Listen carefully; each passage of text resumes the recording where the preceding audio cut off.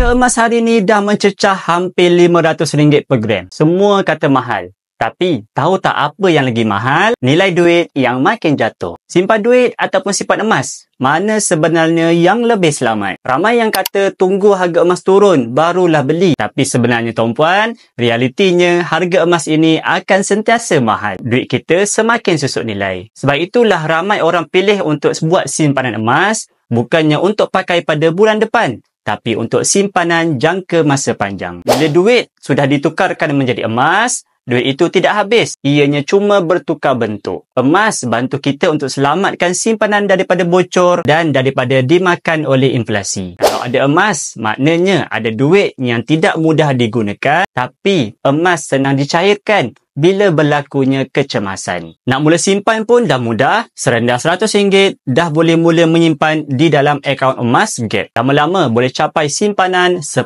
gram, 50 gram, 100 gram tanpa kita sedar. Mulakan dahulu walaupun kecil. Simpan 10% daripada gaji kita dalam bentuk emas untuk masa hadapan. Bagi yang ingin mengukuhkan kewangan dengan simpanan emas bersama Pak Bigul, boleh tengok pin video tutorial di profil. InsyaAllah saya bantu sebaiknya.